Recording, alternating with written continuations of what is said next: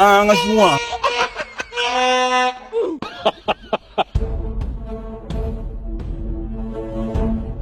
Angas mo, hindi mo pa ako kilala.